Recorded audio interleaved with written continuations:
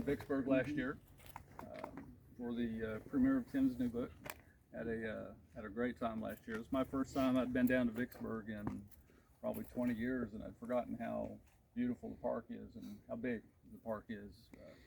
We weren't in the park actually for the hike. We were outside the park, but it worked out very well. We got a chance to see some things that we normally wouldn't see, including areas of Champion Hill. We got to meet Champion the 5th because we have connections, and that was a special experience.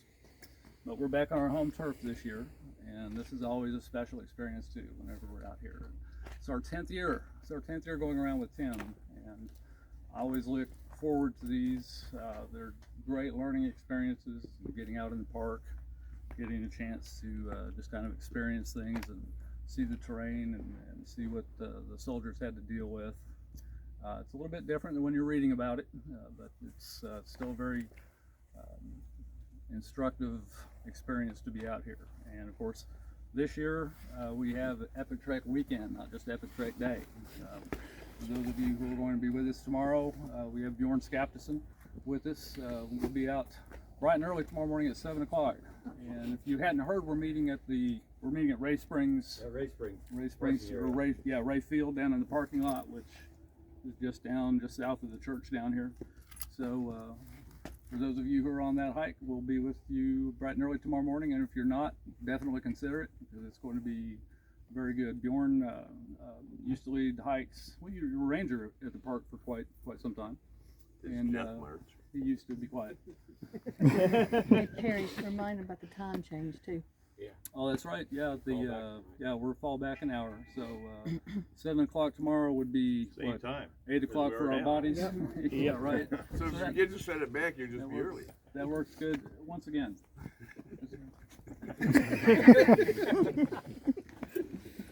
So anyway, I lost my train of thought. Yeah, Bjorn used to lead hikes on the anniversaries. So if you have been on any of those hikes, you know you're in for a great experience tomorrow. And if you haven't, you'll know after it's done that you were on a great experience, just like with Tim.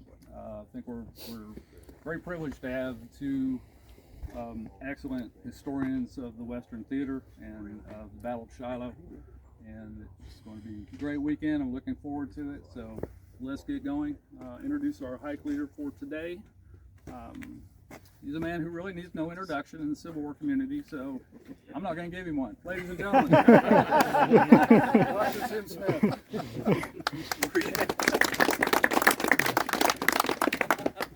Well, short introductions call for whatever short preparation. Let's go. Well, first, we got to do one thing first. Brian, help me out here. We're going to lead y'all in the chalk. Everybody ready? Let me get my bag and we'll go. I knew that was coming. Well, we'll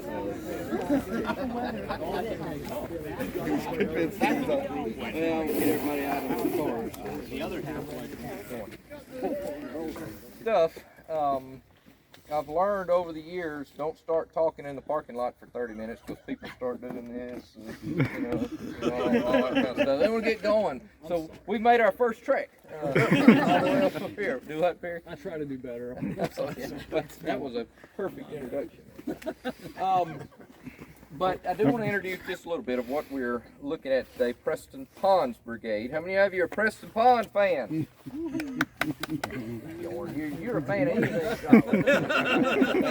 Yours exception. How many knows anything about Preston Pond? I figure somebody would look Preston Pond up. Here's trivia. Where's he from? Where's he born? New Hampshire. New Hampshire of all places. Can you believe that? New Hampshire. Anybody been to New Hampshire? Anybody from New Hampshire? Well, you're not from, but I've been there.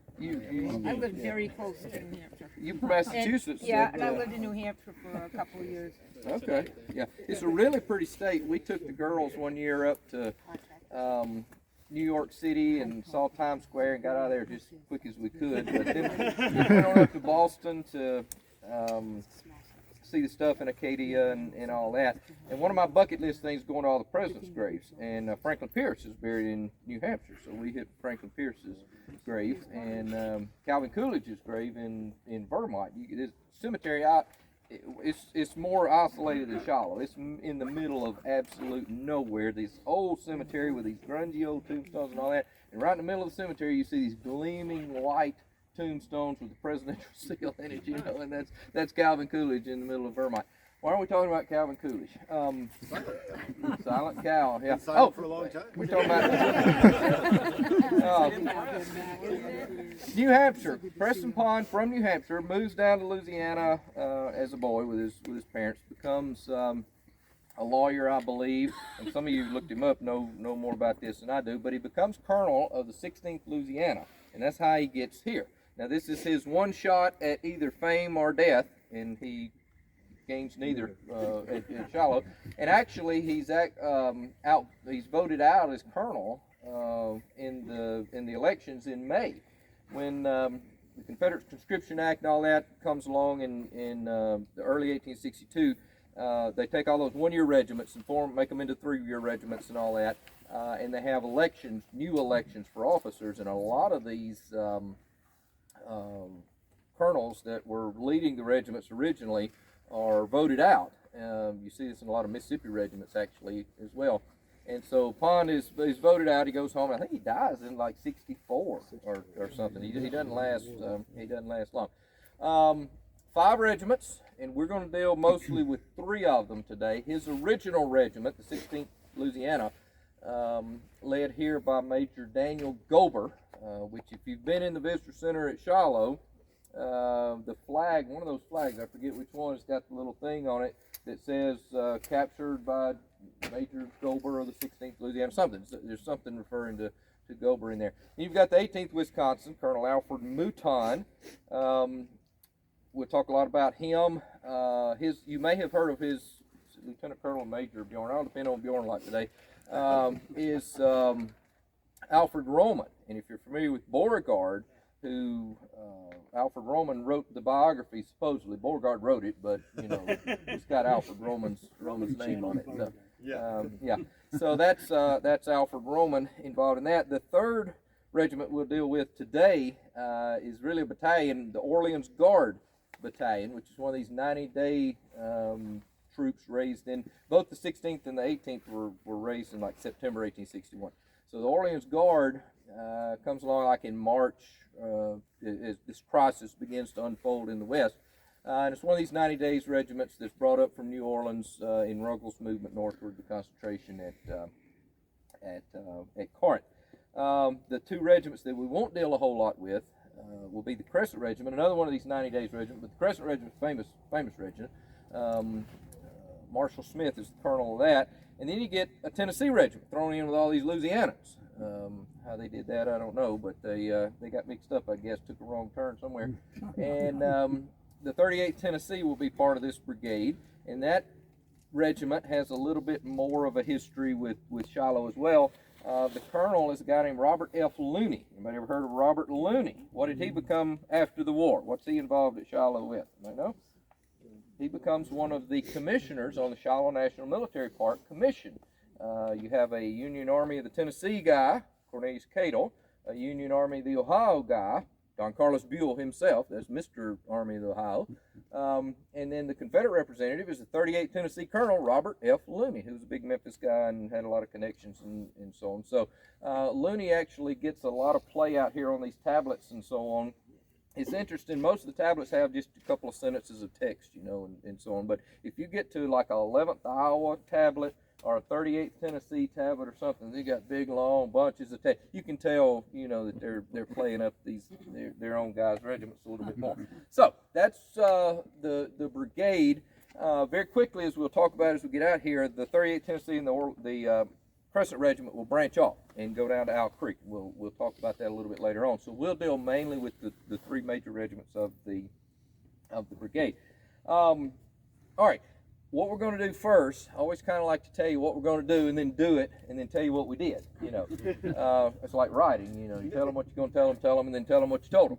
When I first started thinking about this, I thought about going all the way down to Plum Orchard Road and come out at Pratt Lane back in there where the Claiborne tablet is. And our very first first hike we did was Patrick Claiborne. That was by Mona's request, and I think you and Perry and I are the only three that's done all 10 years. Tony missed 1 year, I think. So he gets an honorable mention there. But you were on the Claiborne. You were on the, so 4 of us were on the Claiborne hike. And so I thought about going out there and kind of starting there because Pond was deployed originally behind Claiborne, and then coming across Shiloh Branch. But that was going to add a couple of miles or so to this, and I thought, you know, none of us are getting any younger here, so we might as well save a step or two as we go. Why'd you look at me when you said that? You're the poster child for the chief. I understand. What we're going to do is go on and parallel Shiloh Branch, and really there's nothing that goes on with Pond's Brigade between the point that they start from their bivouac area till they get to Shiloh Branch anyway. So we're just gonna kind of parallel Shiloh Branch. We'll get plenty of ravines and branches to cross, I assure you, but we're gonna save one here today. Now, what we're gonna see as we walk out this trail, though, is the line of Buckland's Brigade on the morning of April the 6th, once the battle actually starts and the confrontation with Claiborne's Brigade and so on. I think, aren't you dealing with this tomorrow? So you'll probably be right back in the same area. So Going down that trail tomorrow. we won't say anything about it. Close your eyes as we're going down the trail. We're going. But this is the best way to get out there for now. So let's head. Any questions? Anything? All right, let's head out. On Wisconsin. Come on, Jim.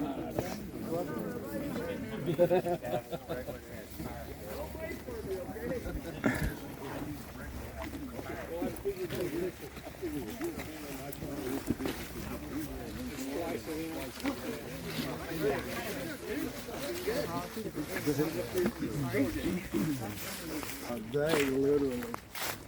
They've had two hurricanes, one hurricane.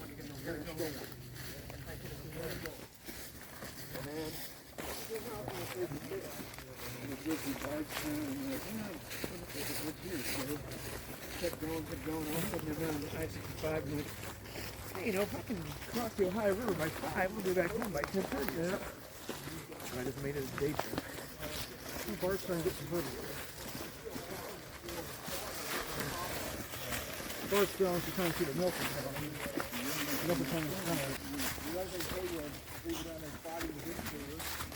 Did your opening going down or come down? He came down. Monument without doing a pretty deep dive. We're going to talk pretty detail about Sherman's line here. I'm just kidding, Bjorn. We're not going to. I just want to get everybody up and make sure we're together. All right, we're going to move. Do I? Don't tell Herman Canfield around me. Yeah. We're going to move across the wilderness here, and you can hear Highway 22 out there. We're going to move across Highway 22, so be careful. It goes without saying, be careful, you know, get a buddy system, hold somebody's hand, and all that as we move across. But we'll have that way.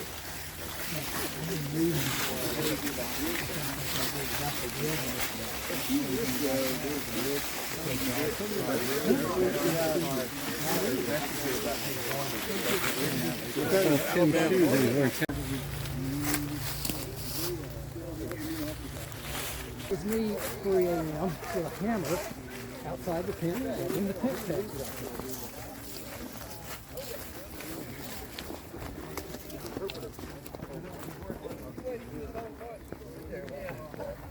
Right. Oh, I already sort of apologized. Yeah, right. Well, we'll never change their diaper again. Like, that's so fast. Not so fast, my friend.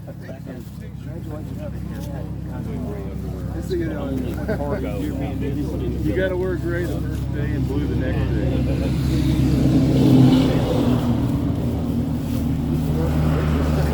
I'm on one of these sites right here. That just dyed my hair.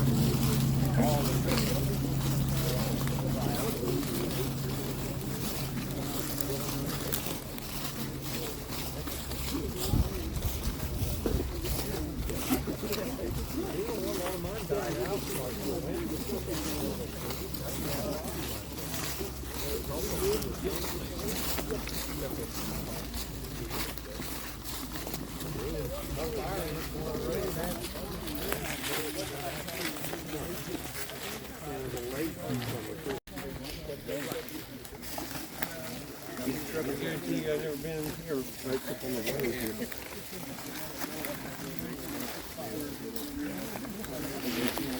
40th Illinois tablet, and by and large we ain't interested in the Yankees today until we get to this afternoon. Then we're going to start. I'm sorry, you two Chicago boys, y'all are. But this is the 40th Illinois. We will be interested in the Yankees after lunch when we do the Army of the Ohio. We're primarily interested in the Confederate Ponds Brigade, which is going to be across Shiloh Branch. If you look, when we came across the highway, if you look south, you would see the main channel of Shiloh Branch. That's the one that goes just south of Shiloh Church, and it splits into those two branches there at Ray Field. Then you go up a hill and then down another, and there's another branch, and that's the one that goes up through Fraley Field, where the battle actually began. They'll join back in here, actually. So originally, as I said, I was going to go way back in there and then come back up. But you know, save time and steps and all that. But we're going to go down into the valley of Shiloh Branch and basically start the advance that Pond's Brigade makes all together, all 5 regiments at this point, as they begin to move forward. Now, the Federals are important, of course, in terms of who they're meeting and what's going on. And the 40th Illinois is part of John McDowell's brigade, who's the, well, I forget, older, younger, doesn't matter, brother of Irvin McDowell of First Manassas fame. Of course, but McDowell, that's his headquarters monument up at the entrance where Shiloh Church sign is, Highway 22 and Hamburg-Purdy Road there. His brigade of 3 regiments, I think, 40th Illinois, 46th Ohio, the famed Colonel Worthington, the great Colonel Worthington, who knew Sherman. I think as Sherman says, he knows more than me and Grant and Halleck and all of us put together. Know it all kind of thing. I think sometimes he gets a bad rap. Bjorn, where's Bjorn? Didn't you do a program on Worthington one time? Do you think he gets a bad rap, or is he just obnoxious? I think he rapped himself. And then you've got the 6th Iowa out there, and their campsites are back on the Hamburg-Purdy Road. When you go out of the park, instead of turning and going into the park on the Hamburg-Purdy Road, if you take a left, go down into Owl Creek, you see their campsites and you see their tablets and so on. A lot of those tablets are supposed to be farther down south in the woods. In fact, if you read them, you'll see that they say, you know, should be 200, real position 200 yards south or something a little more corresponding to where this is. Probably not this far. We're a little farther down than that, but the 40th Illinois moves forward basically to continue this line that we just crossed over there of Buckland's brigade, to continue that line across. Now this road, of course, was not here. There was a small road. I don't know if you saw it when we crossed it coming through. There was a little farm road that came through here, but this bypass, of course, is not put into the late 1950s, 1960s time period, Mission 66 stuff. So this will be a continuation of the line. Then you get a little bit of a gap over there to the 6th Iowa, which is sent, of course, on to guard the bridge, portions of it, and a couple of guns of the battery. And then you get the 46th Illinois in the middle. So this is McDowell's brigade that Pond will be confronting as he begins to move forward. And we'll move on down into the creek and start the movement up with Pond's brigade. Yes, sir. Would you explain where Pond is in the deployment of the Confederates down there? Yes. And kind of how he gets here? Pond is in the 2nd line, Bragg's Corps. He is the extreme left brigade of Braxton Bragg's Corps, and he will extend a little bit farther, like 500 yards or so farther westward than Claiborne's brigade, which is the frontline brigade of Hardee's Corps. The next corps in line is Bragg's, and that's Pond's brigade on the extreme left. He has got orders. I brought Pond's report and other reports and so on. We can look at them if need be. But he obviously has orders to hold the extreme left flank and hold on to Owl Creek, because he continually refers to holding on to Owl Creek. Got to hold Owl Creek. Don't want to lose my connection to Owl Creek and so on. So he's obviously been told that. But it won't work out quite that well, because he's got, you know, a decision to make. Does he hold on to the rest of the army with the right flank, or does he hold on with the left flank to Owl Creek? And probably won't get into the report a whole lot, because this is one of those reports that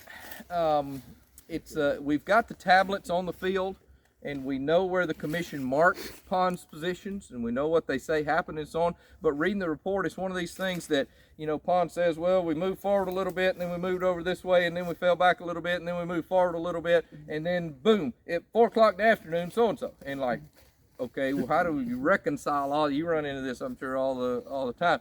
When we did Fort Donaldson, I think I remember telling y'all that there's a brigade like this in every battle. And at Fort Donaldson, it was Cruft's brigade.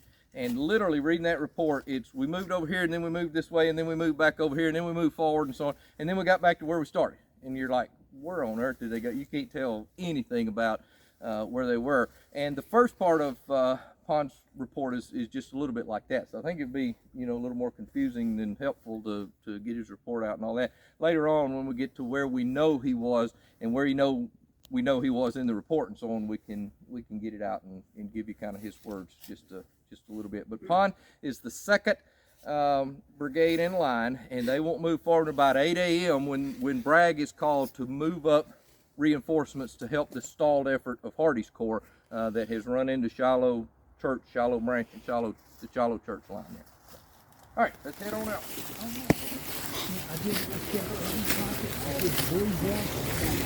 I'm trying to convince if he's reading the map. I can't read. How you doing? I'm doing good. You're good. I got son. My younger son, he's a senior now. What's his name?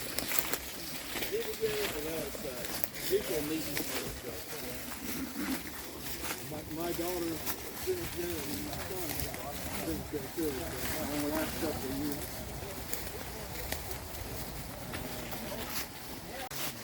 Nothing. This is like in the corner of whatever in Lexington, Virginia, where it has a sign. Nothing of importance happened here on so and so. You know, nothing particularly important happened here, except this. Just kidding. We're over here. Do you see this this old road bed right here? That's right out in here. This let's see. We are about right here, right on this little creek bed right here.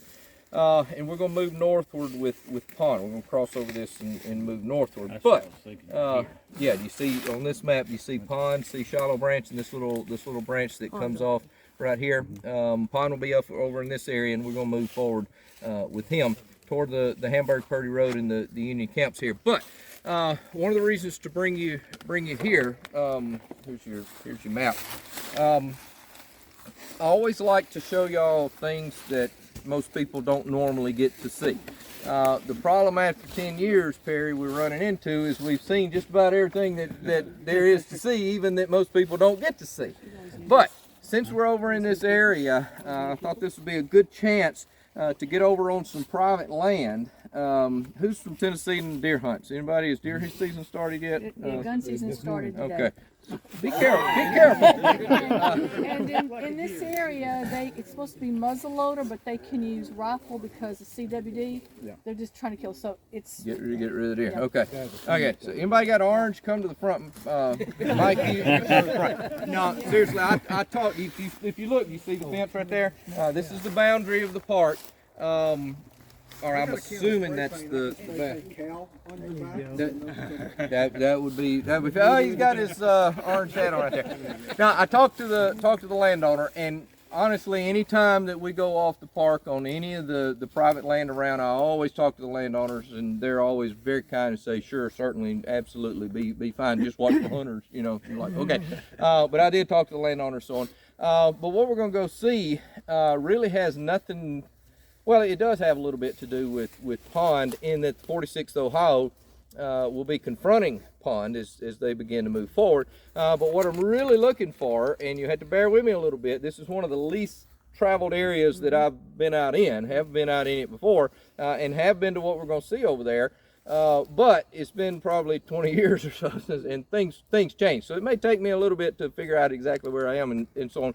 But the significance, and what I want to show y'all, and hope we can find them, is that immediately after the battle, because of the lack of entrenchments and so on, and getting surprised and all of that, some said, we ain't gonna let this happen again, particularly our friend Colonel Worthington, who knew everything, and he said, I, by golly, am going to entrench my line. And so there are entrenchments over in front of the 46th Ohio's camp that were built post-battle. Now they're not, don't think Corinth or Richmond or something like that.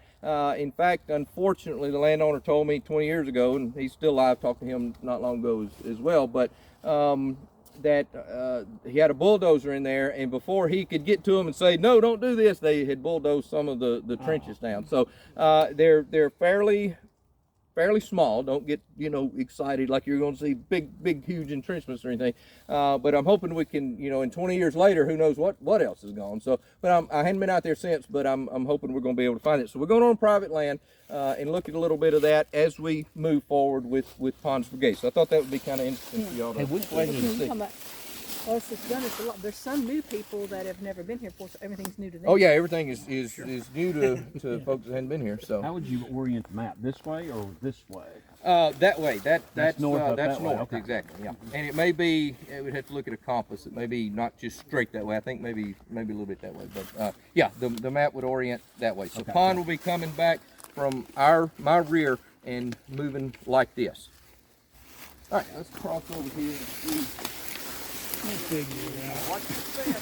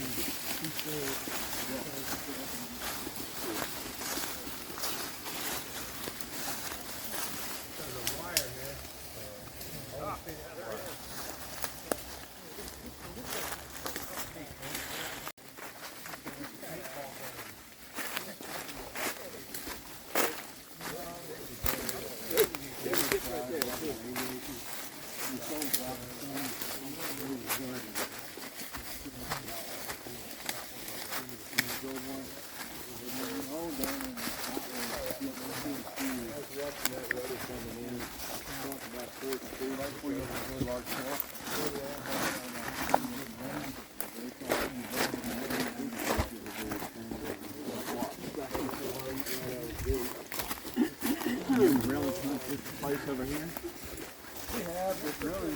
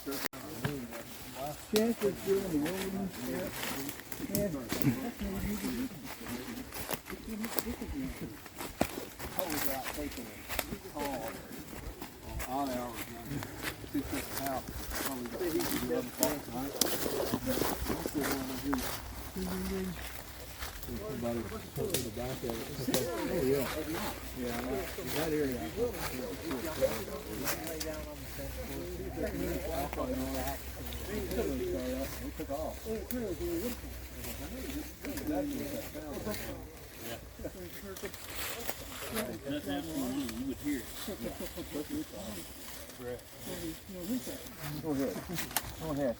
I'm just gonna hang her down. Thank you. We're talking about Mrs. Lincoln while I catch back up to you, Alan.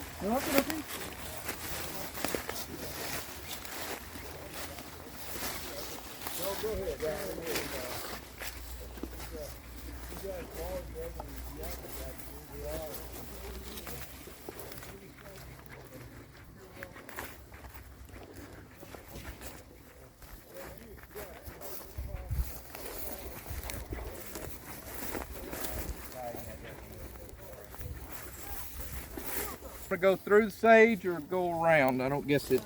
I'm thinking, if I remember correctly, this looks familiar.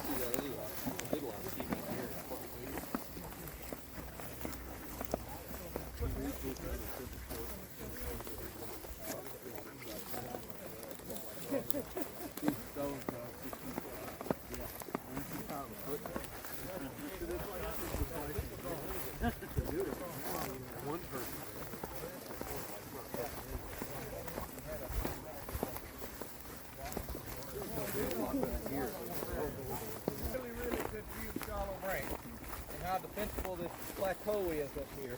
But it's right on the lip, and I'm thinking this, again, I haven't been out here in 20 years. I'm thinking right here is kind of what's left. You see how it kind of zooped a little bit, and particularly right here and so on. This may be the remnant. If y'all want to spread out a little bit, so maybe walk down here, so maybe over there, you may find a little bit better. You all, I think Ronnie may have come out here and special for us. Trying to show us it was down here, didn't he? The remnants of the trenches, it should be on the military crest right about where Tim is now. Yeah, these guys aren't the Army of Tennessee. The Shiloh church area kind of open and see the Confederates coming across like that. So, was there a battle here? No, there was no actual confrontation. There was skirmishing as Pond's brigade comes across Shiloh Branch a little bit farther to the east over there. But there would have been skirmishing. And Worthington's pickets and skirmishers out here, of course, are going to be watching this. Very, very Tim said this is what the area around Shiloh Church will look like. Yeah, that's north. That's north, that's south.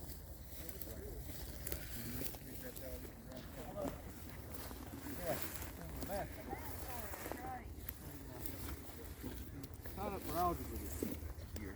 We got 2 algebras. We got a 4-year algebra. Spread it out, make it easier. Yeah, that's what I want. Or they said we got a 1 semester. What I was looking for right here. Do you see? This is not necessarily natural, and you can see how it kind of curves around on the military crest of the hill. The geographic crest would be up there. This is more the military crest. Assuming, apparently this is what I came to last time. On the other side where we were over there, around that little hill as well, would have been more, but apparently maybe that's where the bulldozer got it, and maybe some over here. But you can tell just a little bit of an indentation here, and how this would have looked at the time of the battle. So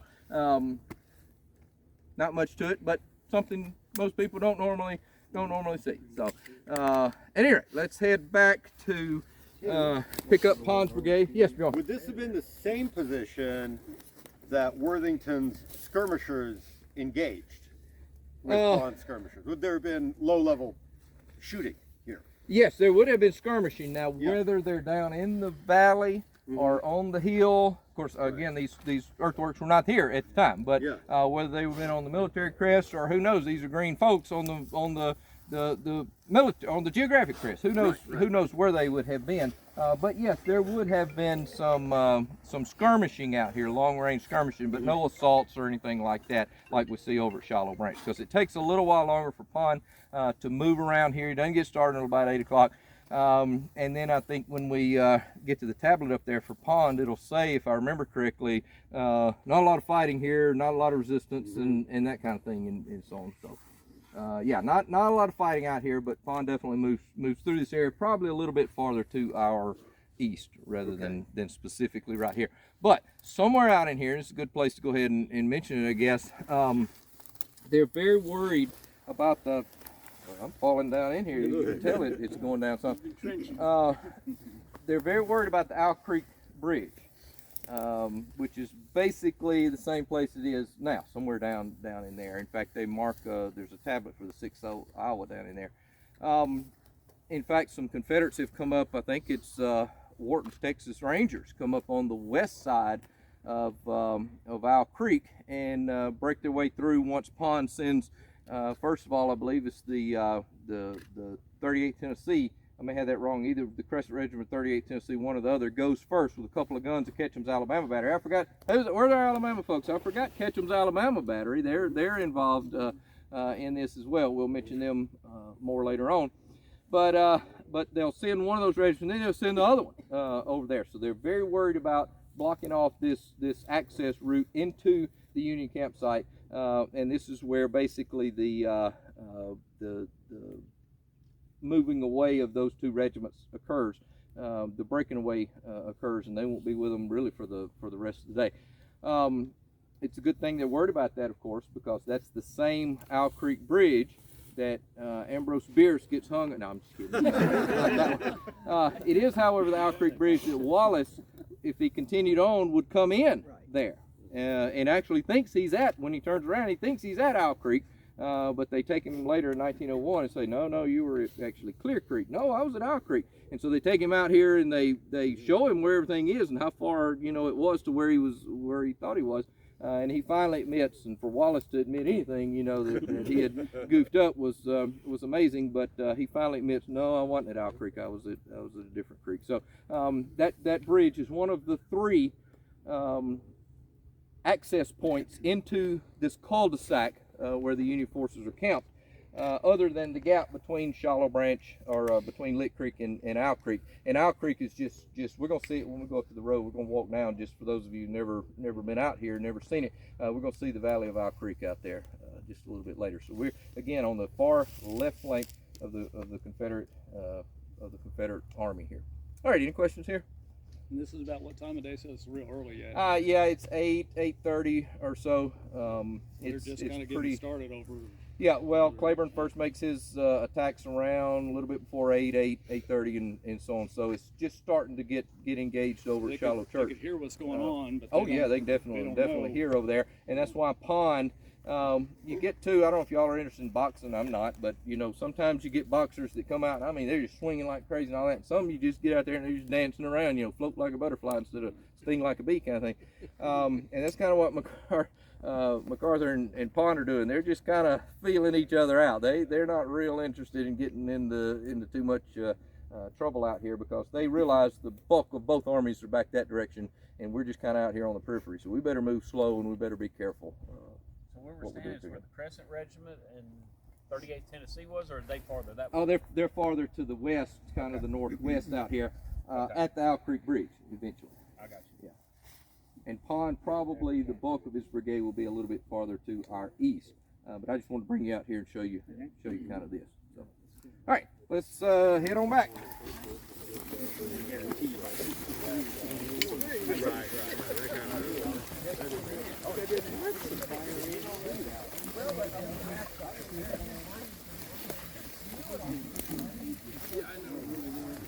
We need to get them mowed up. Yeah, right. Face south, so obviously the camp is facing south. A lot of times I think we get kind of the idea that Sherman just got here and said, the heck with all of it, we're not worried about the Confederates, they're down in Corinth, you're going to have to go down and root them out like you would a badger out of a hole, all that kind of stuff, but in reality there is a lot of concern. These are military guys, career military guys, a lot of them, at least for part of the time. So they know what they're doing, so there's a lot of concern for safety, even amidst kind of the lackadaisical attitude about the Confederate possibility of coming up and attacking. You've got all three of these inlets, the bridges that we're talking about, covered, with McDowell's brigade here at the Owl Creek Bridge, Stewart's brigade down at the River Road Bridge, the Lick Creek Bridge, and then you've got whole divisions, particularly not MacArthur's, I said MacArthur a while ago, McDowell's brigade's out here, but MacArthur's brigade back at the Wallace Bridge, the Snake Creek Bridge, and then Grand Central Station out here this morning. There are three roads into the cul-de-sac through this gap between Owl Creek and Lick Creek. The main Corinth Road, the Eastern Corinth Road, and the River Road, Hamburg-Savannah Road, and there are brigades astraddle each of those as well. Buckland and Hildebrand, the Corinth Road, Miller and Peabody, the Eastern Corinth Road, and then of course Stewart, as we said, down on the River Road. So all of the access points to the campsite are well covered, and they are deployed in line of battle. I mean, we're going to see the 6th Iowa Camp just a little bit over there, and then the 40th Iowa Camp, of course, is right over here. So there is some concern for security and for safety. These are regular military guys, so I think we get a little overblown a little bit on that. Now, 46 Ohio tablet, talking about timing, 9 a.m. This regiment formed a line of battle 100 yards south of here. So how far is 100 yards? About where the buildings are, maybe a little farther.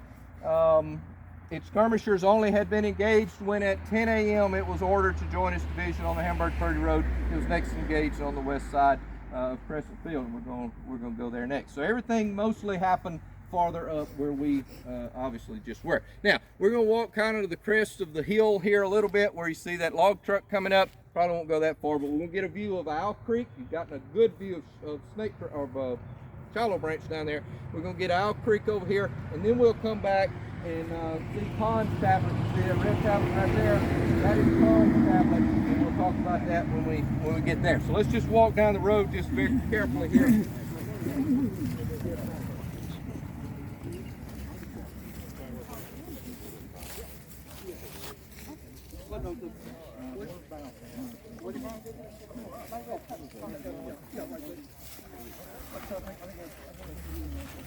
Skirmishers engaged in the brigade's order to the left rear, so and so. But you see at the bottom it says correct position 150 yards south. So that's again over the crest there, basically just to the right or just to the west of where we were back down in there. All right, this is a good place also to look if you want to move forward just a little bit, Tim, a little better view. Tim, hey, I'm gonna plead my ignorance right now. I just learned something after having visited almost every one of these, except Mona's going to give me the last 2 or 3 I haven't.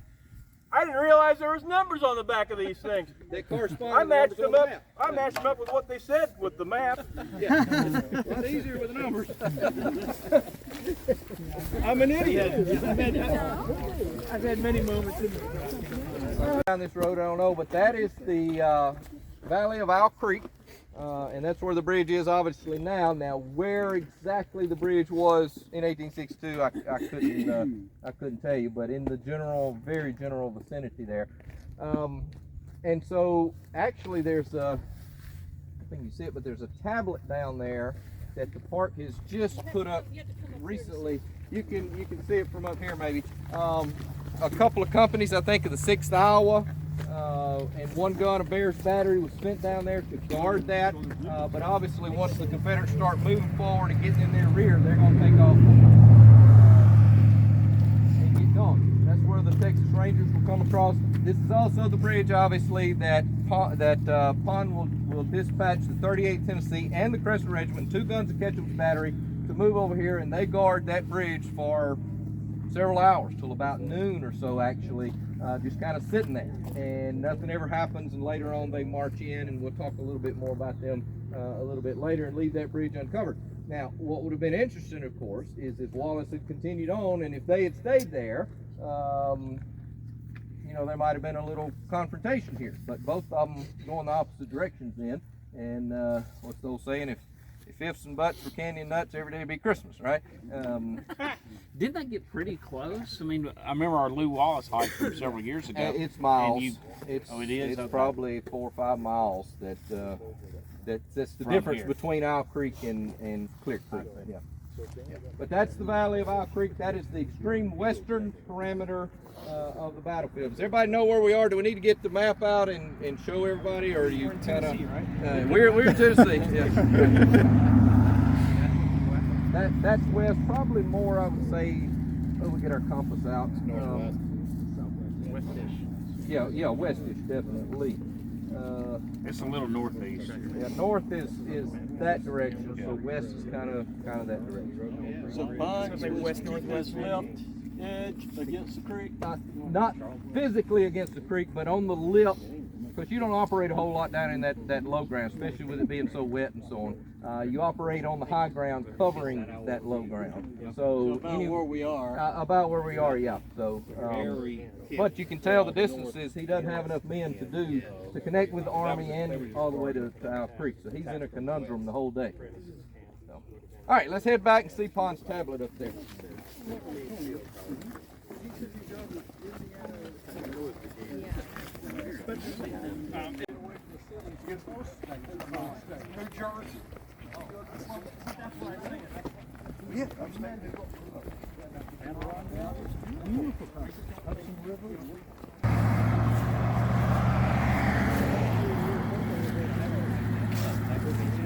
Building right down here, and that gets into a little bit of park history stuff. And I remember, was it our first year that we did some park history stuff, and that was the flashlight escapade, I think, wasn't it, Tony?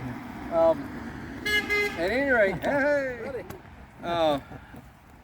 this little area in here is known as Hurley Town. Y'all may have seen the signs on the road. Can't trace it really back, I don't think, to the 1860s, but by the 1890s, the guy that lived out here is a guy named T.J. Hurley. I would guess Thomas Jefferson Hurley. I don't know, but T.J. Hurley lived out in here and owned a store. And that there were several buildings to the store, as I understand it, and that was one of them, right on the side of the road there that we just passed. Okay. So that dates, I believe, from the 1890s. The Park Commission didn't like Hurley, and Hurley didn't like the park. It was one of those things that they're coming in and taking all our land, which the vast majority of the land out here was sold willingly. You know, everybody was glad to get rid of this land because it wasn't fertile and there were no jobs here, and if the government's going to pay us good money for our land, we're going to take it.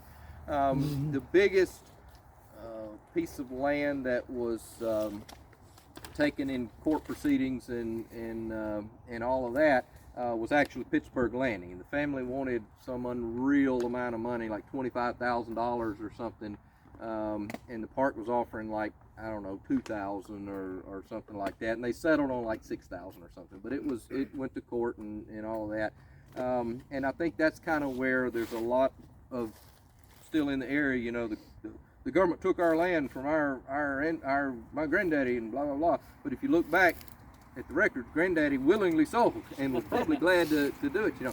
But there was some animosity even then, and Hurley didn't get along with the commission. In fact, in one of there's a daily events ledger, like a commission diary, and in this daily events ledger is written one day, Hurley wants to fight so and so, you know, and the next day you may see something, Hurley so and so, and they're all time fussing about Hurley and so on. Now, some more park history stuff, just if you're interested, right back in here. I don't know if you came here, you know, 20 years ago or something, but there was a big old white house back in here. I don't know if any of you remember that or not. That was the Livingston house, and old man Livingston was actually superintendent of the park back in the 1930s, 1920s and 1930s. Just very quick rundown. When the Park Commission kind of turns things over by, what is it, 1912, David W. Reed, the historian, has become the Park Commission chairman, and he had an accident out here, broke his leg, actually the thigh that had been wounded. He had been wounded in the hornet's nest, broken his leg and so on, and it recovered, but then he hurt it again and had to move back to Iowa because he was getting elderly and all that. So they hired the first non-veteran basic superintendent, a guy named DeLong Rice, which y'all probably heard of. He's the one that blew himself up in the old superintendent's residence over at Review Field. Y'all know that story. They came in, there was a gas leak, this acetylene gas, and they lit a lantern, and boom, you know, and he and his son, I think, as well. And that was in 1929. The clerk that had been actually born here on, you know, land surrounding the park and so on, was Robert A. Livingston, and so he was like the next guy under, so they just booted him up to superintendent. So from 1929 into the 1930s, Livingston was actually superintendent, and unfortunately he got crossways with Senator McKellar. If any of you have ever, I'm guessing you haven't flown into Jackson, we flew out of Jackson. This is Jackson, Tennessee. One time they've had like 15 different airlines come in and leave, little bitty airlines that only fly like 2 different places and so on, you know. And so I think I was speaking in Columbus, Ohio one time, and so we flew out, and there was a direct flight actually to Cincinnati. That's what it was, because Procter & Gamble, Jackson and Cincinnati and all that. So we flew out of Jackson and flew into Cincinnati, rented a car and drove up to Columbus, and between the time that we flew out that morning and started to fly back the next day, the airline went out of business. So, how are we gonna get back to little bitty Jackson, Tennessee? You know, so actually they were a subsidiary of Delta or something like that. So they flew us. Was that what it was? They flew us into Memphis, and then hired like a limo just to take us to Jackson. You know, so it was a pretty wild time. Why am I talking about flying out of Jackson? Anybody have... McKellar, that's what the airport in Jackson is, the McKellar-Sipes Airport. That's where I'm going with this. At any rate, named after Senator McKellar. And there's a big brouhaha. Apparently Livingston, he was very, how can I put it, Braxton Braggish, y'all understand what I'm talking about. Yeah. Kind of guy, kind of rough and gruff and so on. And apparently he offended Senator McKellar. And McKellar had it out for him, and they had a big, actually a Senate hearing here at Shiloh at the old hotel. Y'all remember where Ed Shaw's gift shop was? The old hotel right across the street, right across the road from that. They actually held a Senate hearing in the hotel down there about Livingston and whether they kick him out and all that kind of stuff. And he didn't survive, so he retired and lived here in the house for many years until he died, like in I think in the 80s actually. I wish I'd got to meet him, but there were some people that worked at the park that actually knew him and would take care of him and all that kind of stuff. But the old house deteriorated. We used to store hay and emergency and all that, you know, just in the living room and all that, you know. So, but it eventually fell in and all that, and they removed it. They just used it for kind of storage areas. And somebody saw the picnic tables that were removed from the picnic area when they tore it out, stored back in here. Anyway, that's all park history stuff, just kind of sidelight. What we're here interested in is Pond's Brigade, which is 365. Where's our, there we go, 365. Got it marked already. Got it marked. As you can see, critter on me. We've already dispatched the 38th Tennessee and the Crescent Regiment down to the Owl Creek Bridge. And here we've got the 18th Orleans Guard and 16th Louisiana. So these are the 3 units, 2 regiments and a battalion that will follow. So what does it say? Time period skirmishing from these regiments were engaged here about 10 a.m. The Union force was withdrawn and these regiments took possession of McDowell's camps. Correct position, 200 yards south. So where would 200 yards south be? It'll be right about where we started up, kind of the hill before we went over into the field and so on. So this is the first confrontation, but this is the first taking of the Union camps, because where are the Union camps? Back here. So you put, you know, time and space together and so on. So we've got Pond taking these camps, but there's no major fighting, just basic skirmishing here, because we're all kind of on the periphery a little bit of the major fighting, which is to our west over at Shiloh Church. Now, where we're going next, we're going to kind of follow the road a little bit and then get in Ben Howell Field. This is where the reports kind of get a little bit squirrely and so on. And if anybody's interested in the report, we can get it out and read it and so on. It's not going to tell us just a whole lot. But there's this incident of friendly fire that we'll talk about up there and so on. But basically, we'll go into Crescent Field, and I think that's where the friendly fire episode takes place, and right in that area, maybe a little bit farther, maybe back at Ben Howell Field. But anyway, that's where we're going next. Any questions in any of this? All right, let's head on.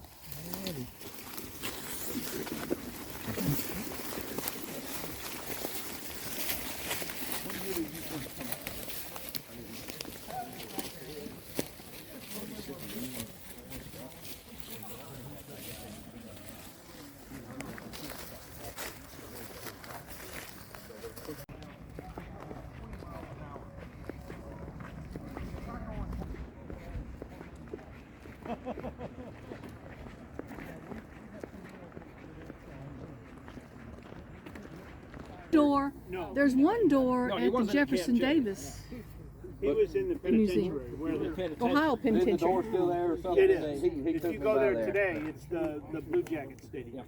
Yeah, where he was and where Camp Chase were two Okay. Yeah. They also, he insisted on taking me by the stadium where Ohio State plays. And I'm like, I don't care a fly. Ohio do State. without that. It made his day to go by there, I think. Yeah. We had to drive by. They're not in my CC? No, Oh, Pizza Hut. All right, everybody know where we are? We just stopped here to get everybody across. We're not going to talk here or anything, except to say this is McDowell's headquarters. We're back behind the Union line, of course. Sherman's position will be out to our southeast here, just down Highway 22 is where we crossed, of course, and saw the 40th Illinois, and then back in there to the southwest, of course, is where we were and saw the earthworks and Pond and all that. Now, Pond it's a little bit hard to trace movements from his position here to his next position, which is way on the other side of Crescent Field. Again, the reports don't really just tell us, exactly pinpoint areas and so on, but we do know that he basically came through this area, and we're going to go through just the woods to Crescent Field there. But somewhere, we'll go ahead and deal with the friendly fire thing. Somewhere out in here, most accounts say it's in Ben Howell Field here, maybe Crescent Field, the southern part of Crescent Field. They're moving forward. They get a little bit ahead of Sherman's, or of the forces attacking Sherman's position over there, which is mainly Patton Anderson's brigade, Bushrod Johnston's brigade just to his right, mainly Patton Anderson's brigade. And as you move forward, there's a little bit of gap between the Confederates here, because again, Pond is he's only got 3 regiments. He's having a little bit of trouble holding on with his right flank to the rest of the army and holding on with his left flank to Owl Creek. And we know how far it is over there, and as you're moving diagonally this direction, you're losing, more and more over there. So he has to kind of figure out which way he is. So he splits the difference, and there's a gap between both, of course. But he gets a little ahead of the Confederate line here, and as he moves forward, and McDowell falls back to his next position, and there's no Pond tablet between here and Crescent Field, but there is a McDowell tablet, so we're going to go see that to kind of reference Pond, moving forward. But this is where the Confederates of Anderson's brigade and probably Bushrod Johnson a little bit will fire into the flank of Pond's brigade, which some of these units are dressed in blue. They have gotten at the beginning of the war, in particular the militia regiments, I think the Orleans Guard for sure, are actually dressed in blue coats and going into battle dressed in blue, which they get from the Baton Rouge Arsenal at the beginning of the war.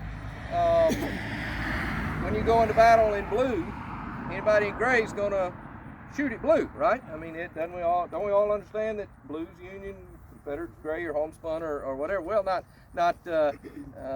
not necessarily the case, particularly early in the war. I don't know if you run into anything later war and dressed in blue. Chickamauga is full of friendly fire incidents because of the same thing. The Army, the Confederates are issued a dark wool, brand new uniform, the Eastern Confederates, before they come west. Oh yeah. And there are a good dozen friendly fire incidents. Yeah. Where people, the Federals are trying to figure out who those guys are over there because they don't look like rebels. Yeah, exactly. Well, and that's what's going on here with the Orleans Guard, particularly. They're dressed in blue, and so they're taking it from McDowell, and they're taking it from their own Confederates over here, and they're thinking, we can't win for losing. We're getting shot up by both sides. So the old story. What they do, they take them off and they turn them inside out, and on the inside lining is white. And so they're wearing white coats now, which, no, that doesn't make you a target at all. And two, whose side are you on now? I mean, that doesn't fit into either equation either, the blue or Austria. Or yeah, exactly. That's a man's surrender. French, that's the French. They should wear white uniforms. Wow. No. Yeah, Tony, you might know. I don't care. I'm German, so. Yeah, German. Marching into France is routine for you. Y'all know how to defend Paris? You don't know? Nobody does. It's never been done before. No. You know why the streets in Paris are lined with trees? The Germans like to march in the shade. That's All right, that's enough of editing, please. Anyway, as we move forward, just know that they're taking fire from their own guys here, and there's a little bit of commotion in that. I'll try, as we walk in, I'll try to get out some of these reports and maybe see what exactly is said about this and so on. We'll talk about it the next stop. Any questions here? Tim's going to be pairing at Haggis tonight, by the way. Open mic night. Stand-up comedy. Yes, sir. McDowell's regiments are down this way. why have we got our headquarters so far from them? That seems like a strange place to put it. I'm Any guessing idea? there was a cabin here. Okay. Most of the time, when you see headquarters a little bit away from the brigades, and I mean he's on the 40th Illinois camp's just right up in the woods there, so it's not that far. But most of the time when they're a little bit detached, and the most flagrant example here is Leonard Ross, who commands that brigade in McClernand's division that is over at Review Field, and his headquarters are way slam over at Duncan Field. And of course, Leonard Ross is not in command of the brigade that day. He's, I believe, home on leave or something, and it falls to Colonel Reardon, who's sick. So then it falls to Colonel Wraith, who's never commanded the brigade before and has one adjutant, you know, that he has to try to command the brigade. But that's why his headquarters are way over, nowhere near his brigade. But there's a nice cabin there that would be a lot more comfortable. I can't document that. Bjorn, do you know anything? Is there a cabin here? That's my guess. I don't know any details about a cabin here. That's my guess, though. That there There was a cabin over there. and it's being Howell Field here, obviously. So. There was a cabin Yeah. over there. Well, this is that field. Yeah, this is the Larry Reed Beard. camp, right? Yeah. One cabin was over there. Yeah. There are numerous cabins. Yeah. Not Tim's got a Reed map here, and it shows a cabin. Shows in cabin this right here? field. In this field. Okay. Yeah. All right. Okay, that answers that question. Okay. Which Well, means 1894 there was a cabin here. and the road may have been. I don't know. That's my guess, though, that there's a cabin here. Yeah, being Howell Field right here. Yeah, and there's another one a little bit farther over. That's probably the.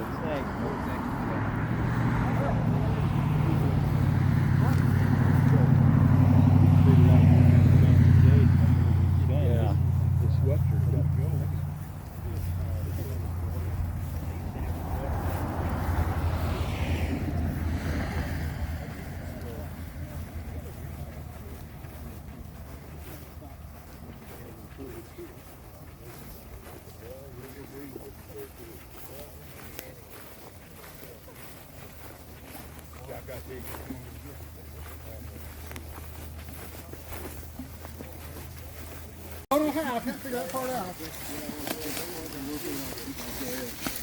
Yeah, that's a better. Yeah, I think really good.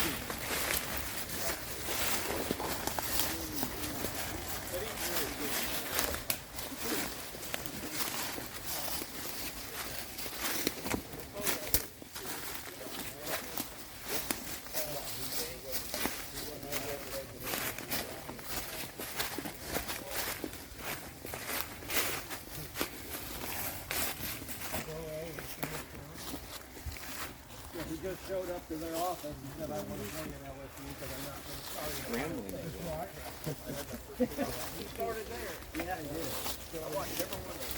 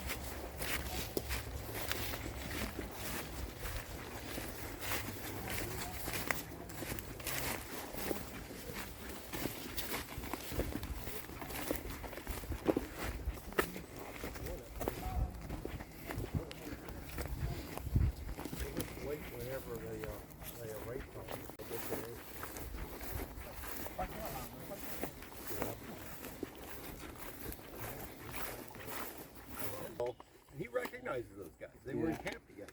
Yeah, that's what I think. And then Wallace says too. It was right. Yeah, close together. Yeah, you could see. Field here, and the raw mark.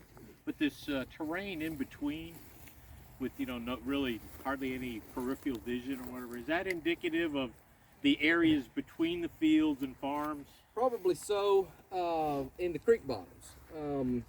The Park Service likes to keep this as accurate as possible, as best we know. So primarily where you see a field today, there was a field then. And on most occasions, the field lines are at least, gosh, there's some more way back there. The field lines are pretty close to what they were then. If you've got the trailhead map, several have had it, it'll be white for fields and green, of course, for tree lines and so on. But also in a green outline will be the shape of the original field. So there's some fields that aren't accurate at all. For instance, Ray Field extended a whole lot farther south than it does a little long narrow field, and you can see that on the map. Periodically, when they get a little extra money to do forestry stuff, they'll pick a field and clear it out to make the view shed like it was then. When I was here 20 years ago, did you work on Clark and Bell Field down there any? I didn't get to work on it, but I got to hang out with Josh while he was working on it. You supervised while Josh while they did it. They would send one of us from interpretation out there every day, and you know, one of us one day and one of us the next day. Brooke and Joe and everybody went out there and did the working and so on. But they were clearing out a historic view shed. I really wish they would do that at Ray Field. That would be really something to see at Ray Field. But you know, who knows about that. Now that said, in this high ground timber probably would have been much more open that you could have seen through. You wouldn't have had this vegetation, because this is open range policy for these farmers that live through here. They let their cows and the goats and the sheep and all that wander around. Y'all seen a patch of woods with goats in it? You know, they're gonna clear everything they can get to, reach. Actually on their hind legs. You've seen deer probably on their hind legs grabbing it stuff. You know. But now when you get down into the creek bottoms, maybe not so much something like this, but certainly Shiloh Branch or Tillman Branch or Deal or something like that. Well, Deal was clear cut pretty much, but Tillman and so on, it's going to be a whole lot of really thick vegetation and briars and so on like that. So it really just depends on where you are and so on. But by and large, through the regular woods and so on, it's going to be much more open than what you see here. Is that basically the way it is in Chickamauga, I would guess? Most of this is original growth timber, right? So yeah, virgin forest. So you got that heavy canopy up top that's too. Also gonna. You can drive in most places. You could drive an artillery battery through the woods. Oh yeah, yeah. So larger trees without any encumbrances. It is much more open. Somebody asked about the Zouave regiment. This has nothing to do with Pond's Brigade on the first day. This is actually Lew Wallace's line on the second day. And who was it? Eric was talking about. We did this, 2, 3, whatever years ago when we did Lew Wallace. We came up through Glover Field and Jones Field and then into Crescent Field, where Lew Wallace talked about those hillocks. He came across the hillocks. Anyway, this is a Zouave regiment from Indiana, 11th Infantry. This was actually Lew Wallace's original regiment. He was colonel of the 11th Infantry. And I always tell a story that W.H.L. Wallace from Illinois was colonel of the 11th Illinois. So Lew Wallace was colonel of the 11th Indiana. W.H.L. Wallace was colonel of the 11th Illinois. And when they met in the crisis point at Fort Donelson, I believe it's W.H.L. Wallace walks up to Lew Wallace and says, "Oh, we finally meet. We're the reason for so much cursing in the post office department, because they get a letter that says Colonel Wallace's 11th Regiment. Which one is it? You know, is it Indiana or Illinois?"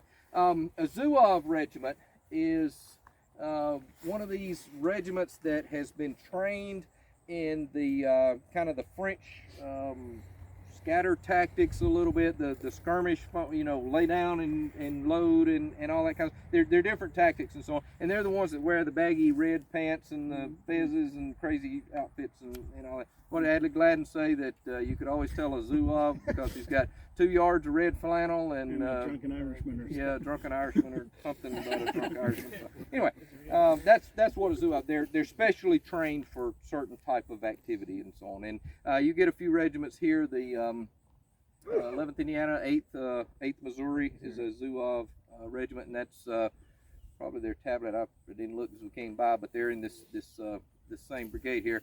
On the Confederate side, do what? 54th Ohio on the other flank. What is it? The 13th Louisiana is a Zouave. Is it the 13th Louisiana? So you had them on both sides there. What does the name mean? Zouave. What does it mean? It's from the Funny French. looking uniforms, I guess. Something French. It's French, It's an North Algerian African light tribe infantry. name, if I remember. Algerian, Yep. North The African. French would become Colonial. yeah. The French had light infantry battalions of chasseurs, hunters in English, and Zouaves in each infantry brigade. They had a battalion, and so after 1859 in northern Italy, what's his name from Chicago? Ellsworth. Thank you. Elmer Ellsworth, yeah. Forms a drill team, and they tour the country, and everybody's caught up in the Zouave craze. It's something firm. What? They were a silent drill team. Yes, they were. Yeah. Yeah, Zouave drill was silent drill. And Ellsworth, of course, is the one that was killed in the hotel in Alexandria when he goes and takes the flag down. All right, let's catch up just a little bit with what Mr. Pond says. I won't stay in here and read to you, but just some pertinent stuff and so on. On the morning of the 6th at daylight, the brigade was formed in the order of battle with columns doubled on the center at battalion distance. Anybody reenactors?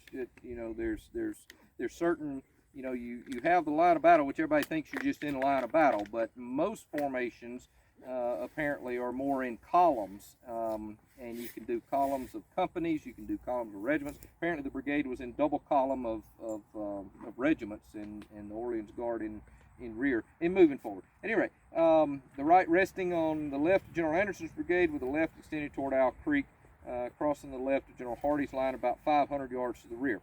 About 8 o'clock, orders received from Bragg to throw one regiment section of guns out toward Owl Creek. In compliance with this order, Colonel Looney's regiment, 38th Tennessee, went first, and one section of Captain Ketchum's battery was thrown about 3/4 of a mile to the left, so. The brigade moved forward on General Ruggles' order in double columns over very difficult ground. Y'all agree to that, what we came through earlier and so on, over very difficult ground, endeavoring to preserve the proper interval between itself and General Anderson's brigade, at the same time to guard the flank of the line on Owl Creek.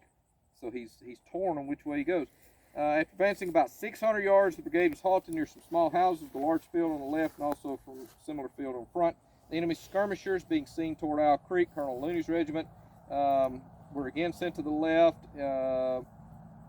So the Crescent Regiment under Colonel Marshall Smith was detached to report to Colonel Looney and support him. So that's when both of them go off. Order from General Hardy then shortly after for the left to advance. In response, the 16th, 18th, and Orleans Guard advanced until they reached the line occupied by the 2nd Brigade. That's Anderson's brigade.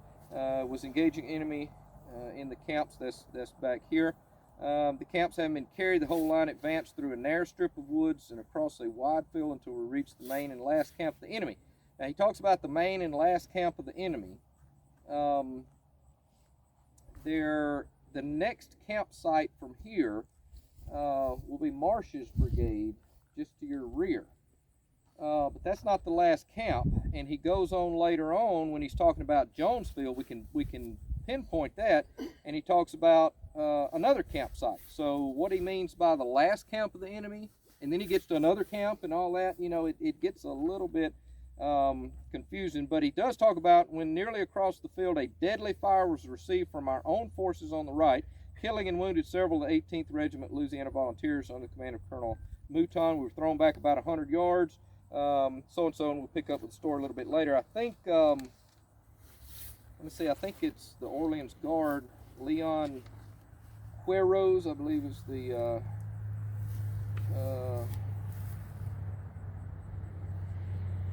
somebody talks about taking the, yeah, here it is. Well, it's Mouton of the 18th Louisiana.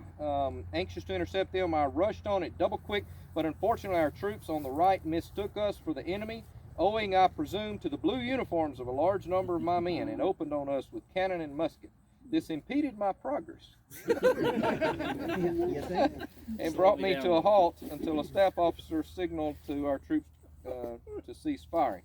On the cessation of firing, I moved on to the camp and captured 29 prisoners. So you get a little bit of information from these reports and so on. But what I want to show you is this, well, a couple things to show you here. This tablet here is McDowell's tablet, and let's just read what he says. This is where the commission marked McDowell's next position, falling back from his camp. It says this brigade was from regiments in order from left to right as above. One gun, a Bear's battery. Was engaged here at 10:30 a.m. It advanced across the field in front and was next engaged at 12 noon, 650 yards due east of this place. Now I'm convinced that this tablet is pointing the wrong direction. Yeah. Is that what you thought? Bjorn, what's your take on this? You agree? Where they're running. Yeah. They're running Well, that way. there are some instances. Interpreting the retreat. Yeah. There are instances of this actually. For instance, in the Hornet's Nest, not in the line where the Iowa regiments are, but on the ridge above that where the artillery was, Richardson's and Stone's and Welker's battery, you will see 12th and Iowa tablets facing the opposite direction back toward Pittsburgh Landing. And what they have done, of course, they've turned around from fighting in the Hornet's Nest to trying to fight their way out. You know, so those I think are correct, but I cannot see that this is correct. I think it should be facing more toward this direction. That's the consensus. There can't be any Confederates behind them to fight. Well, Pond will wind up here, but not, and we'll get not around, while but they're not here. at this point, not at this time. So, you know, is Mona? Where's Mona? We talked about Morgan and Vassal Duke. She's telling us what Vassal Duke said and so on. So there may be some outflanking and so on, but I can't see them turning and, you know, fighting this direction. So I think this one is turned a little bit around. So, you know, who knows? At any rate, there's no Pond tablet out here to say this is where they got, you know, shot in the flank by the Confederates and all that. If the Park Commission could not, and we're going to run into this a lot this afternoon when we deal with the Army of the Ohio, and particularly Sanders Bruce's brigade, if they couldn't definitely pinpoint where something happened, they just didn't mark it. And you know, we're not going to take a chance on marking something wrong just because we think maybe this is in the general area or so on. So they're pretty precise, just like on those tablets we saw back there. What did it say? You know, correct position 100 yards farther to south, but we don't own that land, so we're going to put it out here on the roadway, the right-of-way kind of thing. And somebody mentioned, you know, the easements or whatever. If you put something on kind of the right-of-way, that gives you a little bit, you know, what's Tennessee law? You've got, what, 10 feet or something on each side of the road or something. So, but not 100 yards or 200 yards, you know. So And those tablets were, one was 150, one was 100, and Pond's was 200. they're very specific in what they're doing. So, yeah. So there's no Pond tablet that marks where that occurred, but it's obviously somewhere between here and there, probably in the upper reaches of Ben Howell Field. I would guess that's where I would put it. Bjorn, what's your take on it? Do you have a take? No, what you said is my take. Anyway, Just following. These guys are, you know, the Yankees are falling back, and Pond is following at a safe distance. At a safe, that's the key. At a safe distance, they're in no way in hot pursuit, as Roscoe used to say. They're gradually following. So they get in action a little bit later, and we're gonna see that. But the reason to bring you here, of course, is that McDowell's brigade is who they're confronting, and this is the only one that we can pinpoint, even though it may be facing the wrong direction, that we can associate with Pond. One other thing to show you here, of course, the joke is always that why didn't the soldiers get behind the monuments, and why aren't there bullet holes in the monuments and all that? Y'all have heard those, Well, there actually is a bullet hole in this monument. Look, as you come by, right in the third line from the bottom, halting on the south side of Shiloh Branch, somebody shot the key off the halter. I'm sure from the road on the Probably missed a deer. Yeah. This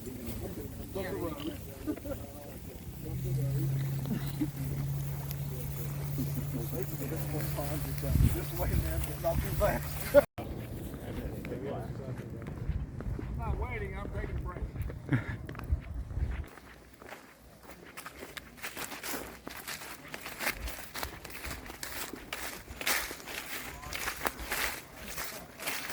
Our Sid Champion story with, I may have told y'all last year with. You did. I've told several about Sid Champion. Seem to have gotten a lot of mileage out of Yeah, that. is that everybody up here? All right, just want to show you where we are. Of course, again, Highway 22 is not in existence at the time. This is Highway 22 out here. See that tablet right there? I don't have my glasses. 366, I think. Can't read that one either. Anyway, we're right here, right at the very northern point of Crescent Field, just below Sowell Field and Jones Field up there.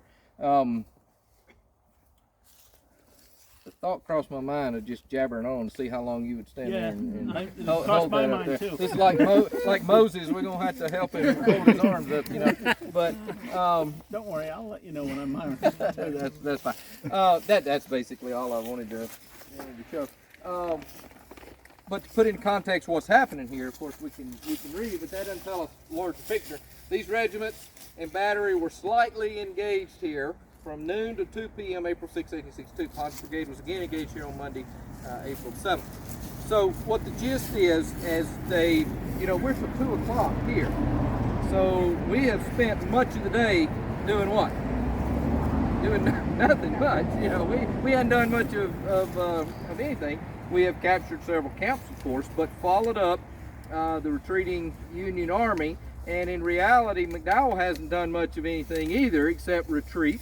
And in fact, when he gets back to Jones Field, he's going to be one of the only organized brigades that they can build the line on, basically, because this is when they get back to Jones Field. The rest of Sherman's division has been shattered by that 11 o'clock attack at the crossroads. Much of McClernand's division has been shattered because of the attack at the crossroads, and so the line falls back, kind of like a gate. It'll swing back to Jones Field. That's where they reorganize. But McDowell's brigade is really the only brigade level unit that has its cohesion, and so as a result they kind of stud the line on that, and that's when you see them make that counterattack about 12:30 or so, and ties up the rest of the Confederate wing there for much of the afternoon. Now, the Confederate response, of course, and this is where Pond plays in that.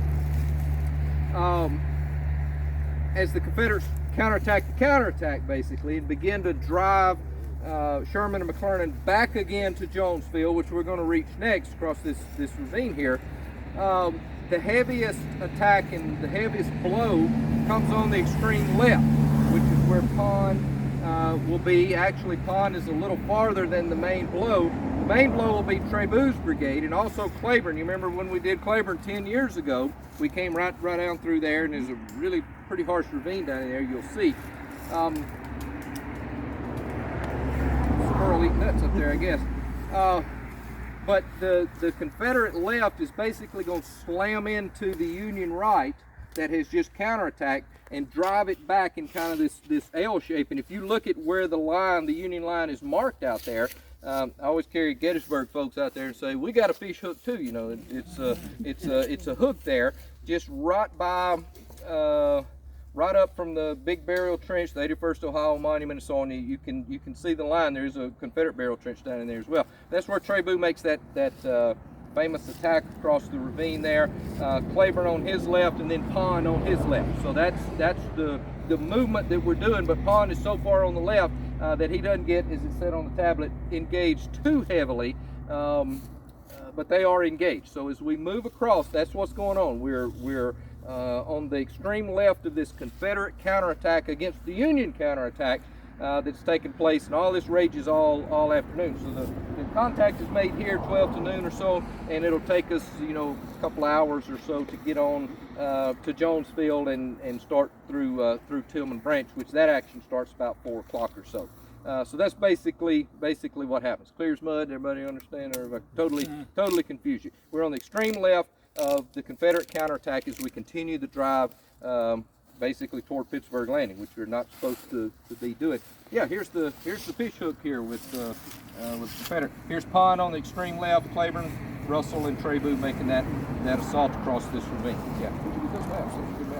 I'll get to you. All right. Any questions here? Brian brought up a good point, is that Pond and everybody on this side of the field kind of working against the overall plan, aren't they? That's The wrong direction. the whole plan. Johnston's plan is to turn the Union left and drive them back into the swamps of Owl Creek.